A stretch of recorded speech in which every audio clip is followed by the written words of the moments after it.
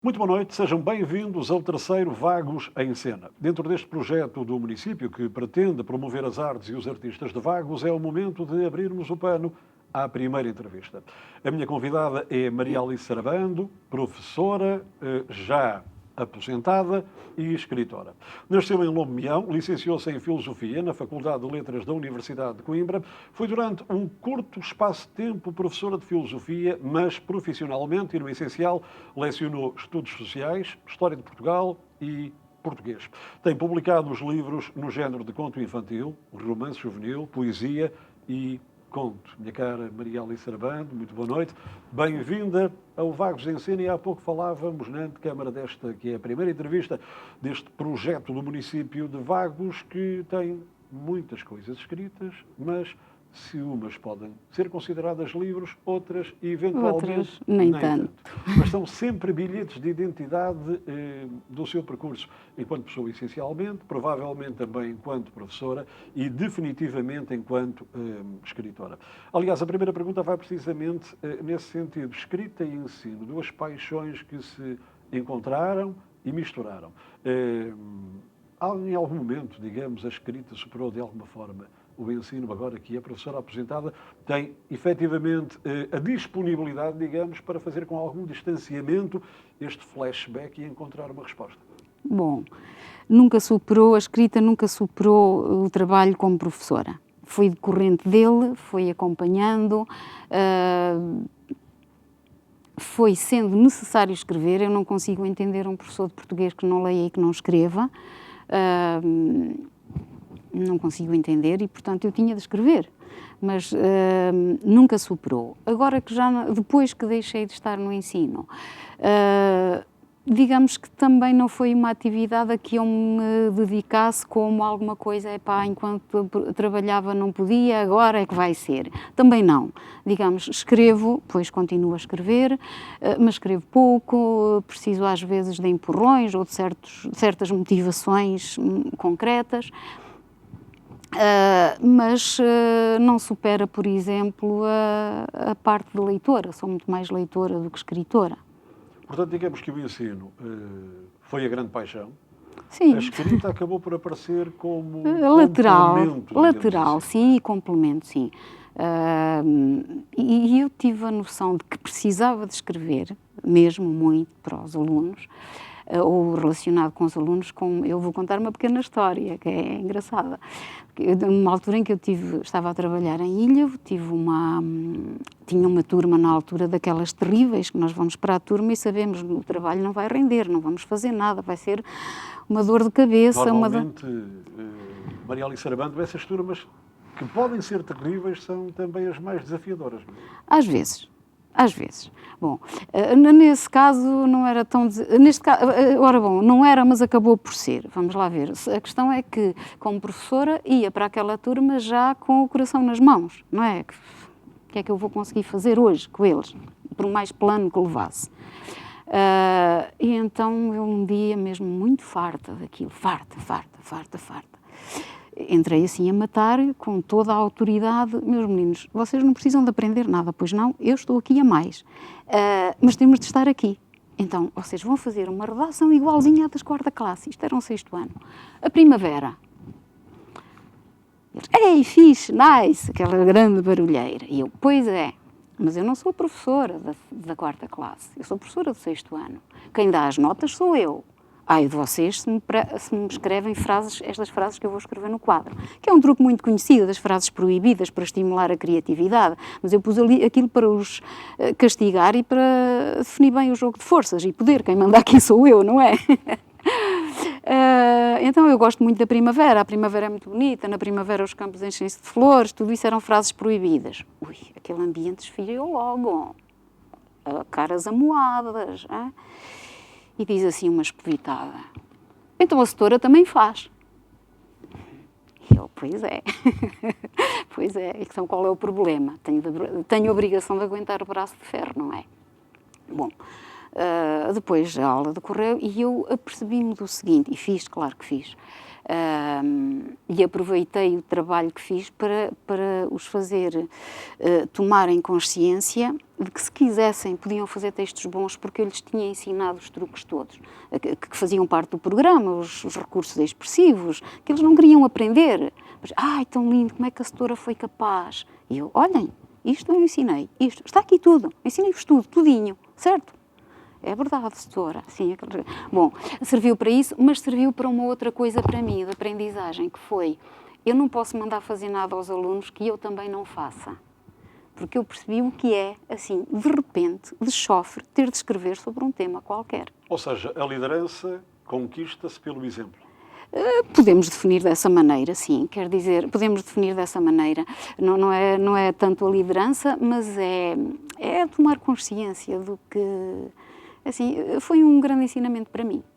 Foi. E então, sempre que eu tinha de mandar fazer porque eu tinha de os pôr a escrever, eles tinham de escrever, evidentemente, eu nunca lhes mandava fazer nada que eu própria não tivesse também experimentado. Não é?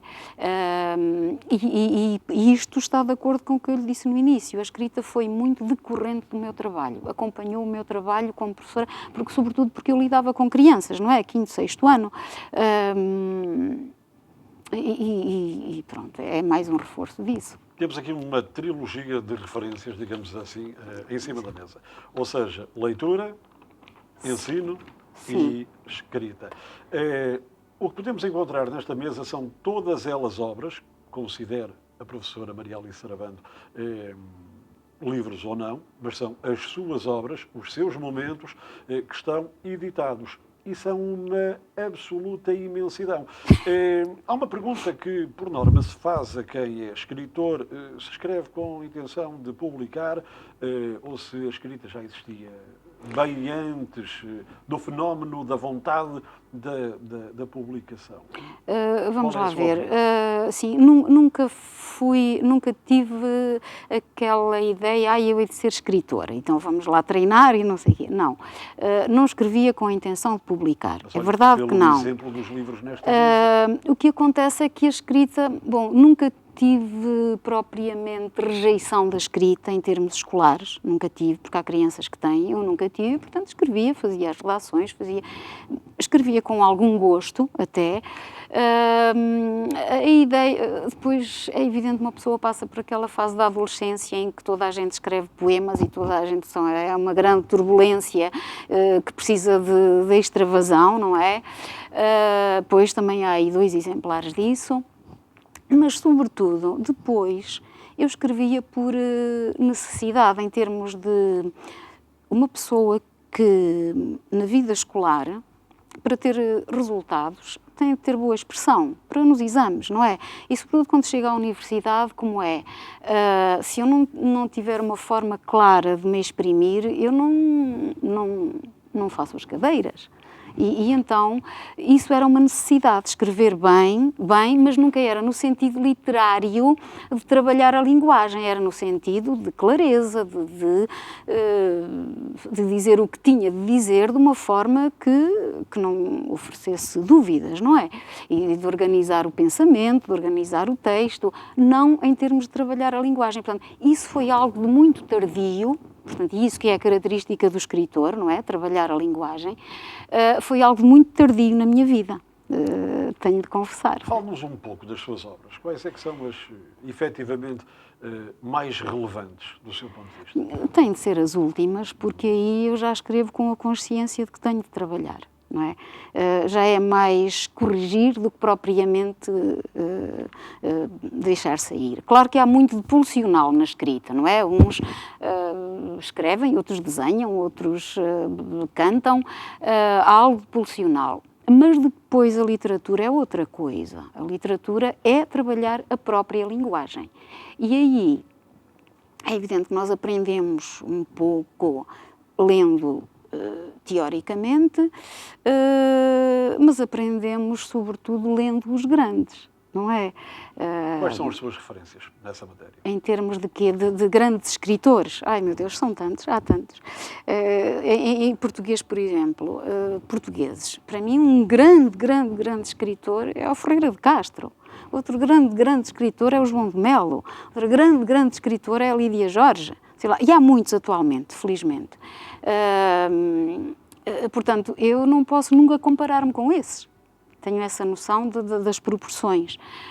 Agora, o que eu aprendo ao lê-los, e ao ler depois também os internacionais, não interessa, eu acho que uma pessoa lê tanta coisa na vida, o que eu aprendo é que, digamos, vou filtrando, uma pessoa vai filtrando e vai definindo, afinando os critérios do que é bom, do que não é. Não é? Portanto, para além da parte técnica, por exemplo, tenho uma página com 10 vezes o verbo ser, ter e estar. Vamos lá, sublinhar os verbos ser, ter e estar e substituir por outros. Isto é uma parte técnica, não é? Que não é nada, mas é uma correção absolutamente necessária para a literatura. Não é? E isto é um exemplo corriqueiro. Ou seja, e já lá vamos, aos seus livros, e porque disse os mais recentes, eventualmente poderíamos destacar aqui 2 ou 3, mas o que a professora Maria Alice Sarabando, professora e escritora Maria Alice Sarabando, que é a nossa convidada hoje para o Vagos em Cena, no fundo nos está a dizer é que quando lemos um livro, tudo aquilo que lá está não é da mais profunda e única inspiração. Também envolve esse trabalho árduo de sapa, não é? Envolve, para além de que certos livros implicam muita pesquisa, nem é só... Olha, por exemplo, há um livro da Lídia Jorge que eu adorei ler, que é Os Memoráveis, que é precisamente sobre aquelas figuras do 25 de Abril, dos militares, dos capitães de Abril. É evidente que eles não são nomeados sequer, eles não são nomeados, mas ela teve, embora seja um acontecimento da sua vivência, como é da minha, ela é ligeiramente mais velha, mas é da sua vivência, de todos nós, ela teve de entrevistar aqueles homens todos, não é? Ela entrevistou a mulher do Salgueiro Maia, ela teve de pesquisar nos arquivos, nas fotografias, muita coisa. Claro que depois sai um romance, aquilo é um romance, não é um livro de história, mas teve de pesquisar, para além da parte do trabalhar, do escrever. Não é? Professora Maria Alice Sarabando, seria, digamos, lícito escolher aqui as seguintes 3 obras, eventualmente até do ponto de vista cronológico? Pronto, como quer que eu fale dos livros. Então começamos pelo Paclavan. Paclavan. Ora bom, o Paclavan é uma história considerada infantil, é uma história que eu verdadeiramente não inventei, porque ela é contada no Uzbequistão. Portanto, o Paclavan foi uma personagem que existiu, uma personagem, de certo modo, histórica, sim. Contam-se as histórias dele como, por exemplo, em Coimbra se contam as histórias do Pedro e da Dona Inês, não é? Portanto, houve aqui em Vagos a Senhora de Vagos, embora seja diferente, porque o Paclavan foi uma pessoa real. Ora bom, eu fiquei fascinada com as histórias sobre ele, que se contavam dele. E contei uma delas, peguei numa delas e contei. Quem conta um conto, acrescenta um ponto, claro. Evidentemente que a contei à minha maneira. Mas no essencial é uma das histórias que se contam sobre ele. Um herói generoso, de facto. E porquê o herói generoso? Porque ele, mais do que uma vez, ele era um grande lutador de coragem, não é? Mais do que uma vez, mas concretamente esta, ele perdeu um combate, ele ganhava os combates todos. Tinha uma fama, enfim... Era um lutador no sentido literal, não era um lutador no sentido, digamos assim, figurado ou filosófico. Não, era um lutador em termos desportivos. Esse desporto, que ainda hoje é um desporto, chama-se coragem. Não sei se já é olímpico, se não, mas há uns anos falava-se nisso. É semelhante ao judo, bom. E então ele era mesmo um grande lutador e nesta história em concreto ele faz sofrer o seu adversário, fala sofrer, sim, mas depois perde. Porquê? Porque sabe que se o seu adversário perder, vai ser morto. Porque foi assustado pelo poder, pronto, pelo chefe do país onde ele foi, que se perdesse morreria, seria morto tal como toda a sua família. Então ele soube isso e a luta foi, enfim, renhida. Ele fez sofrer o adversário mais que pôde. No limite percebeu Sim. o que era mais importante no meio daquele combate. Não, eu já tinha percebido. Depois quem ler a história percebe que ele, quando foi para a luta, já ia decidido a perder. Mas fê-lo sofrer. e pronto. E depois esse lutador que ganhou, não é? Acabou por segui-lo, por se pôr ao seu serviço durante o resto da vida. Essa é uma belíssima metáfora para a vida e, sobretudo, para a dignidade que teremos que ter sempre que em contacto com os outros e, sobretudo, em contacto com aqueles que estão em maior risco, que estão em maior dificuldade e que necessitam, efetivamente, de uma mão amiga. Sim, isto é uma história que, enfim, no fundo, trata aquele binómio generosidade-gratidão, não é? Duas qualidades fundamentais na nossa vida, eu acho. Foi um livro importante para si? Foi porque... Porque é um livro, efetivamente, pequeno, do ponto de vista da dimensão, mas extraordinariamente profundo significado. Não é? Acaba por ser, sim. E embora a história se conte, eu mesmo assim tive de pesquisar muito. Eu, a certa altura, já estava a ler outra vez, sobre as grandes rotas antigas da seda. Estava a ler sobre como é que eu ia dizer? Os grupos étnicos da Ásia Central, tudo outra vez, portanto, para saber, por exemplo, eu tive de decidir a nacionalidade ou o tipo de proveniência do seu lutador. Então eu tive de saber onde é que esta luta de facto aconteceu. Portanto, fala-se na Índia, mas houve uma altura, e era nessa altura, no século XIII, em que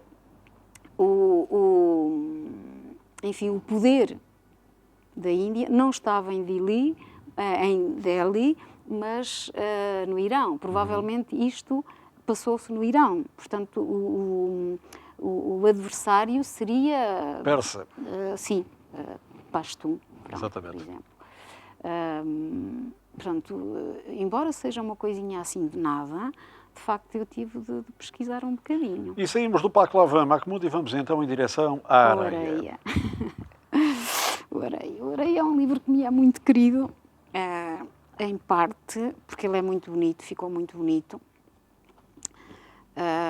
Sei lá, esta fotografia... Aliás, pega nele com ímpeto e dedicação. Isso é absolutamente perceptível. Embora este já é estragado, já é para manuseamento. Isto é uma fotografia tirada por um amigo meu, de propósito para o livro, para a capa do livro, e exigiu um cuidado tanto do editor, do assistente do editor, toda a gente, enfim. Só um pormenor. Esta capa levou tantas voltas. Uma das últimas foi que a palavra areia saiu de onde estava para não tapar este junco.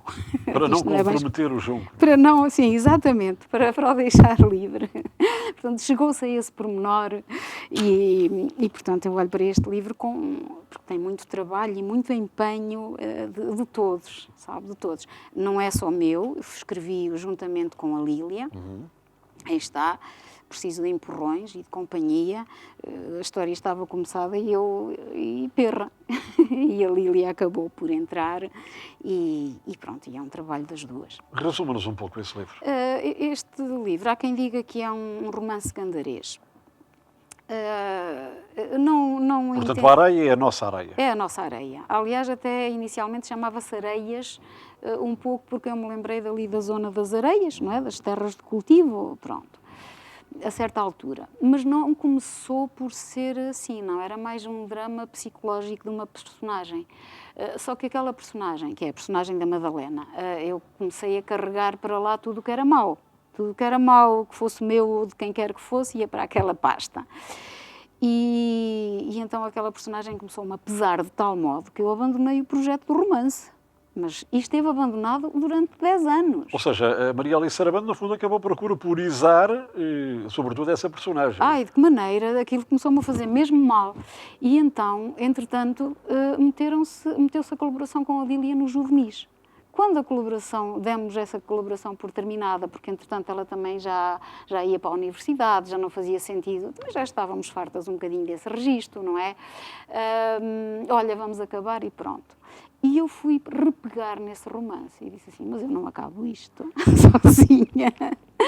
E voltei a bater à porta da Lília e ela interessou-se e acabámos o livro. O que acontece é que, portanto, a Gândara acaba por ser, e esta Gândara litoral, sobretudo, acaba por ser a paisagem onde esse tal drama psicológico acontece. Não propriamente, é a paisagem, digamos assim, é a ambiência. Depois as outras personagens, evidentemente, também são da Gândara. Qualquer pessoa que viva nesta linha entre o Voga e a Serra da Boa Viagem, pois reconhece estes lugares e estes hábitos, esta linguagem, e pronto, é a ambiência. E o Pão na Ventania é o mais recente? O Pão na Ventania é constituído por pequenas histórias, umas maiores que outras. É um livro de pequenos contos. Sim, já tinha tido um que era O Jardim da Casa, também são contos. O Pão na Ventania são contos também, histórias. Eu prefiro dizer histórias. Porquê? Porque o conto, como género literário, está muito teorizado. Não é assim. Digamos que está muito bem definido, não é? Sim, não é com duas razões que nós dizemos que é um conto. Eu penso nos contos, por exemplo, olha, do João de Melo, do Miguel Torga, da Lídia Jorge, do Gabriel Garcia Marques. Epá, isto não tem nada a ver, calma, estou muito longe disso, não é? São histórias curtas, em geral, narrativas curtas. A Maria Alice Sarabando é muito rigorosa e muito cuidadosa na sua definição daquilo que é a sua escrita. É tal coisa, eu afinei os meus critérios, Claro. não é? Eu afinei os meus critérios precisamente por ler muito boa literatura. E, portanto, eu tenho a consciência muito clara de que eu não escrevo lixo, é evidente. Eu vejo coisas publicadas que eu escrevo melhor. Portanto, não é uma questão de falsa modéstia, não é isso. Mas tenho a noção das proporções e dos patamares. Não é? O meu patamar é modesto. Por exemplo, se eu falar num escritor que é aqui vizinho, o António Canteiro, esse é mesmo da Gândara, mora em São Caetano, é dali. Ora bom, que tem menos 12 ou 15 anos do que eu e que já tem mais de meia dúzia de livros premiados, atenção, não é só publicados, é premiados, tipo o Prémio Alves Redol, o Prémio, enfim, ainda agora recebeu por um romance que ainda não foi publicado, mas que ele me pediu para rever, veja lá, para dar uns pormenores. Isso é que é uma honra. E vai Décia. E de que maneira? Porque ele pediu-me que lesse o livro com uns certos objetivos ainda antes de o enviar a concurso. E eu, nesse aspecto, sou, de facto, muito picuinhas. Eu Muito fui professora, sabe como é? E então não deixo escapar nada. Ele, evidentemente, depois agradeceu-me e depois vingou-se, quando foi a criticar este, também não deixou escapar nada. Mas então, esse escritor tem essas obras, tem mais de meia dúzia de romances que já estão premiados. Este, em concreto, que ainda não foi publicado, recebeu o prémio Ferreira de Castro. Não é brinquedo, não é brinquedo. Não é para todos. Não é para todos, evidentemente. Portanto, eu conheço bastante da obra dele e é, de facto, um dos grandes escritores. Tem alguma projeção, não vou dizer que tem aquele mediatismo todo que alguns têm, não têm, mas tem projeção consistente. Mediatismo e qualidade também, por vezes, são coisas que não conhecidas. Por vezes não, por vezes não. No caso dele, é um percurso muito consistente de grandes trabalhos, não é? Maria Alice Sarabando, no início dizíamos que já editou nos géneros de conto infantil, romance juvenil, poesia e conto, ou então histórias, como entender. Há aqui alguma preferência específica? De facto há. Eu gosto mais das histórias curtas, sim, gosto, sim. Maria Alice Sarabando, quero deixar uma mensagem aos concidadãos que nos vão vendo e que nos vão ouvindo aqui Meu neste Deus, palco online, meu Deus, digamos assim, eu não do sou Vagos em assim, Cena? ou mensagens. O que é importante na vida? Pronto, já começo nesta idade, já se começa a pensar o que é importante na vida, não é? Para mim é o pensar. É o pensar. É uma ideia muito cartesiana, penso, logo existe. Mas é mais amplo do que isso. Mais amplo do que isso. O pensar permite-nos, por exemplo, não cedermos a slogans, não cedermos a facilidades, a linguagens, por exemplo, muito extremadas, que nunca dão conta das situações. Os problemas nunca são simples, em nada, em nenhuma das situações da vida. E quando nós, por exemplo, em situações muito complexas, ou de sofrimento, ou de muitas dificuldades, como agora estamos a viver, e em muitos sítios se vivem sempre, as pessoas têm tendência a seguir salvadores. Ora bom, uma pessoa, ouvi uma pessoa dizer com uma certa piada que torcia o nariz a salvadores porque ou são crucificados ou transformam-se em ditadores. E isso foi dito como piada, mas é muita verdade, não é? É muita verdade. Quando um líder, vamos pensar no Hitler, vamos pensar nos atuais, no Trump, no Bolsonaro, em todos estes que capitalizam o descontentamento e as dificuldades das pessoas, dentro de pouco tempo estão a destruir conquistas fundamentais da civilização, como certas liberdades, como a tolerância. Sei lá, quando se advoga o uso indiscriminado de armas, quando se pensa em restaurar a pena de morte, quer dizer, há toda uma conquista da humanidade no sentido da justiça, da tolerância, que muito facilmente se destrói se nós não pensarmos e se não virmos sinais nos discursos que nos aparecem. Portanto, eu penso muitas vezes, por exemplo, numa das minhas personagens históricas favoritas, que é o Damião de Góis. Damião de Góis foi um homem do pensamento, foi um homem incomodado pela Inquisição, não devem ter tido coragem de o matar na fogueira, mas ele depois apareceu morto, e que era um homem de uma tolerância admirável. Não é? Eu não sei, há um romance, e conviveu, portanto, com o Erasmo, com Lutero, com todo esse fervilhar da Idade Moderna. Mas não sei o que é que eu ia dizer. Há um romance do Fernando Campos, aí está outro escritor que ninguém conhece, que também não escreveu muito, mas tem 2 livros fundamentais, enfim, muito bons, que é A Casa do Pó e A Sala das Perguntas, acho eu que se chama, que é precisamente sobre o Damião de Góis, em que ele parte do que se conhece e depois põe hipóteses, em termos romanceados, para aquilo que não se conhece. Portanto, à partida, o Damião de Góis não morreu na fogueira, mas morreu com uma trancada na cabeça e depois, pronto. E foi um homem tolerante numa altura de profunda intolerância de profundo fervilhar, como esclarecia a professora Maria Alice Sarabando, e eu chamei-lhe professora quase desde o início desta entrevista até agora, porque é assim que a consideram.